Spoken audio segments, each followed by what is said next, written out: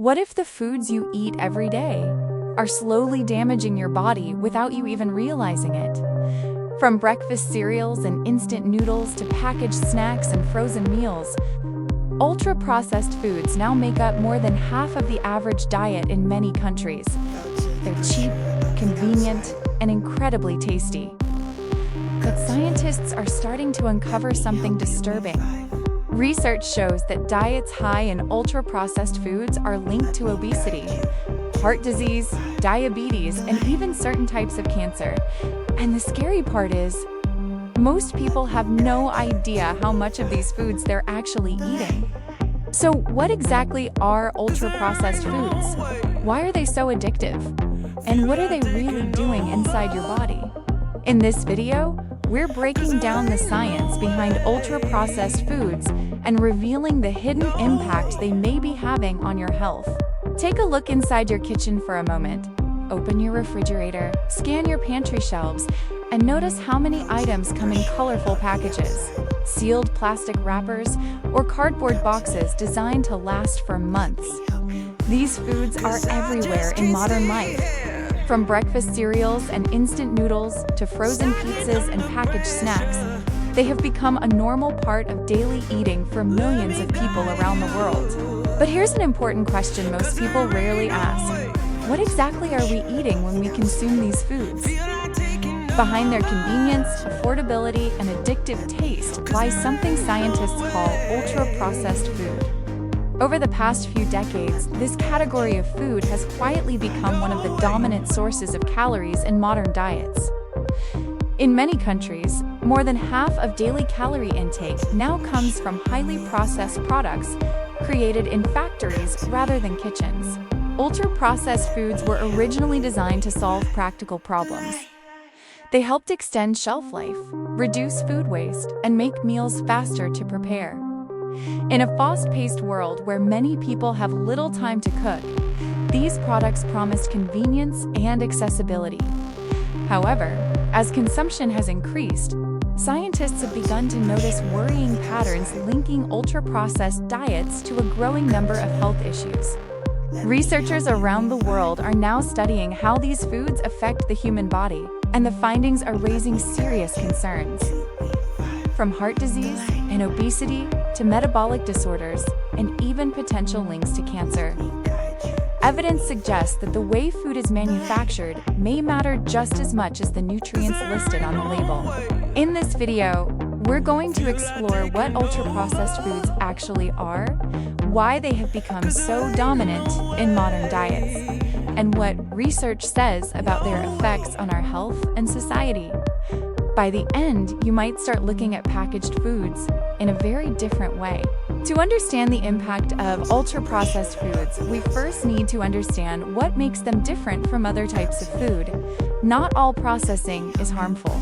In fact, many forms of food processing have existed for thousands of years. Cooking, fermenting, drying, and freezing food are all examples of traditional processing methods that help preserve food and make it safe to eat. Ultra-processed foods, however, are fundamentally different. Instead of simply preserving or preparing food, they involve complex industrial processes that transform raw ingredients into entirely new products. These foods are typically made from substances extracted from whole foods such as refined sugars, starches, oils, and proteins.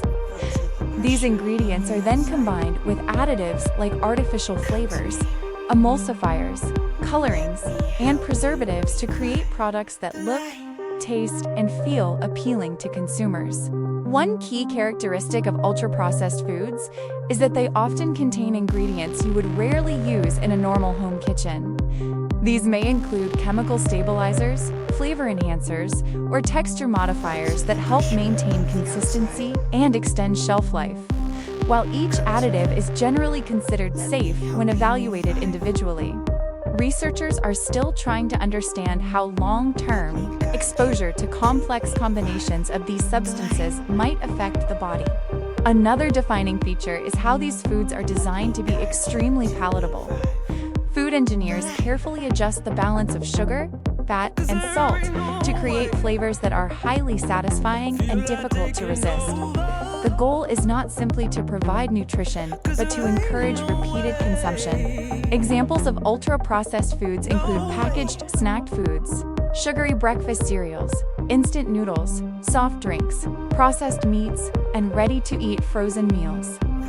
Many of these products contain little or no whole food ingredients, even though they may be marketed as convenient or healthy options. The rise of these products has dramatically changed the global food system. Instead of relying on fresh ingredients prepared at home, many people now depend heavily on foods that were designed, engineered, and packaged in large industrial facilities. The rapid rise of ultra-processed foods didn't happen by accident. Several powerful forces have shaped the way we eat today. First, convenience plays a huge role.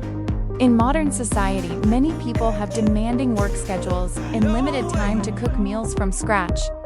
Ultra-processed foods offer a quick solution. They can be prepared in minutes, often requiring nothing more than heating in a microwave or opening a package. Second, these foods are usually inexpensive.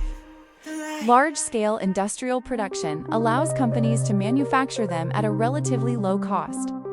Ingredients like refined grains, sugar, and vegetable oils are cheap and widely available, making it possible to produce large quantities of food at affordable prices. Third, marketing has had a major influence. Food companies invest billions of dollars every year promoting their products through advertisements, packaging design, and strategic placement in stores.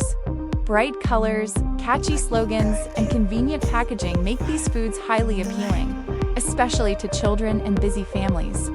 Another factor is shelf life. Unlike fresh fruits, vegetables, or homemade meals, ultra-processed foods can last for weeks or even months without spoiling. This makes them ideal for distribution through global supply chains and convenient for consumers who want food that can be stored for long periods. As a result of these advantages, ultra-processed foods have gradually become a central part of modern diets. However, as consumption has increased, researchers have started noticing patterns that suggest this shift may come with significant health consequences. One of the most widely discussed health concerns related to ultra-processed foods is their potential role in the global obesity epidemic.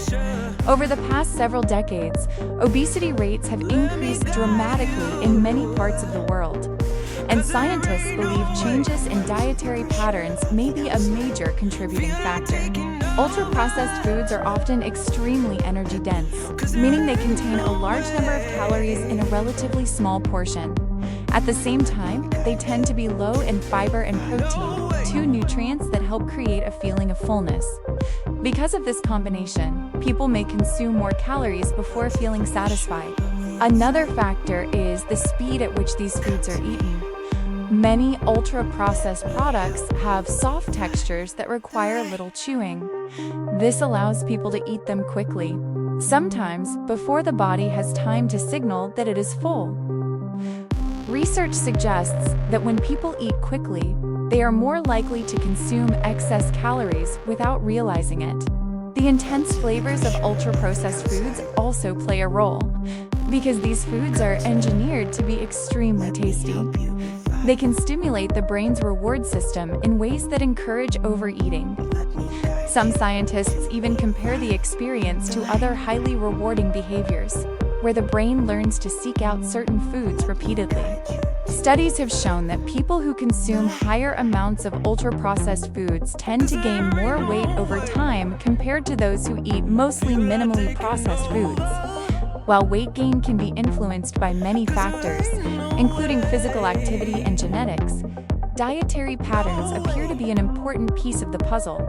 Beyond weight gain, researchers are increasingly investigating how ultra-processed foods affect the body's metabolic systems.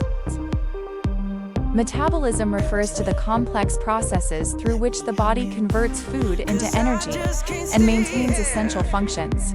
Diets high in ultra-processed foods often contain excessive amounts of sugar, refined carbohydrates, and unhealthy fats. These nutrients can lead to rapid spikes in blood sugar levels, followed by sharp drops that trigger hunger and fatigue. Over time, repeated spikes in blood sugar may contribute to insulin resistance, a condition that increases the risk of developing type 2 diabetes. In addition to diabetes, studies have linked high consumption of ultra-processed foods with an increased risk of cardiovascular disease. These foods frequently contain large amounts of sodium and saturated fat, both of which are associated with high blood pressure and elevated cholesterol levels. Researchers have also explored possible connections between ultra-processed diets and certain types of cancer. While the relationship is still being studied, some evidence suggests that diets high in these foods may be associated with a slightly increased risk of certain cancers. Scientists believe this could be related to factors such as additives, chemical contaminants from packaging, or the overall nutritional profile of these products. It's important to note that these health outcomes are influenced by many different variables. However, the growing body of research suggests that diets dominated by ultra-processed foods may place significant stress on the body over time. Another emerging area of research focuses on how ultra-processed foods affect the gut microbiome. The human digestive system contains trillions of microorganisms that play an essential role in digestion, immune function, and overall health. A healthy gut microbiome depends heavily on dietary fiber, which is found in foods like fruits, vegetables, whole grains, and legumes. Unfortunately, many ultra-processed foods contain very little fiber because much of it is removed during manufacturing. Without enough fiber to feed beneficial bacteria, the balance of microorganisms in the gut can shift in ways that may promote inflammation and metabolic problems. Some scientists believe that disruptions to the gut microbiome could contribute to a wide range of conditions, including obesity, autoimmune diseases, and mental health disorders. In addition to low fiber content, certain additives used in ultra-processed foods may also influence gut health. Although these additives are considered safe in regulated amounts, researchers are still investigating how regular consumption might interact with the complex ecosystem of bacteria living in the digestive tract. The impact of ultra-processed foods extends beyond personal health. The way these foods are produced and distributed also affects the environment and society as a whole. Large-scale industrial food production requires significant amounts of energy, water, and agricultural resources. The manufacturing, packaging, and transportation of processed foods contribute to greenhouse gas emissions and environmental pollution. Packaging waste is another major concern. Many ultra-processed foods come in single-use plastic containers or multi-layer packaging that is difficult to recycle. As consumption increases, so does the volume of waste generated by the global food system. From a social perspective, the widespread availability of ultra-processed foods has also changed cultural relationships with food. Traditional cooking practices that once centered around fresh ingredients and shared meals are gradually being replaced by quick, individual consumption of packaged products. This shift may have broader implications for community health, family traditions, and the way future generations learn about food. Given these concerns, many experts recommend reducing reliance on ultra-processed foods and focusing more on whole or minimally processed ingredients. This doesn't mean eliminating all processed foods entirely. Some processing methods, such as freezing vegetables or pasteurizing milk, can actually help preserve nutrients and improve food safety. The key difference is whether food remains close to its natural form or has been heavily modified with industrial ingredients. Simple changes can make a meaningful difference. Cooking meals at home using fresh ingredients is one effective way to reduce exposure to ultra-processed foods. Choosing whole grains instead of refined products, eating more fruits and vegetables, and limiting sugary drinks are also widely recommended strategies. Reading ingredient lists can also help consumers make informed decisions. Products with long lists of unfamiliar additives are more likely to be heavily processed. Ultimately, improving dietary patterns doesn't require perfection. Even small steps toward eating more whole foods and fewer ultra-processed products can have positive effects on health over time. Ultra-processed foods have become deeply embedded in modern life. Their convenience, affordability, and powerful flavors make them difficult to avoid, especially in a world where time and resources are often limited. However, growing scientific evidence suggests that relying heavily on these foods may come with significant costs, from increased risks of obesity and chronic disease to potential impacts on gut health and the environment. The consequences extend far beyond a single meal. Understanding how these foods are produced and how they interact with the body is an important step toward making more informed choices. While ultra-processed foods are unlikely to disappear anytime soon, awareness can help individuals and societies move toward healthier, more balanced diets. In the end, food is more than just fuel. It shapes our health, our communities, and the future of our planet. And sometimes, the simplest foods, those closest to their natural state, may be the ones that nourish us best.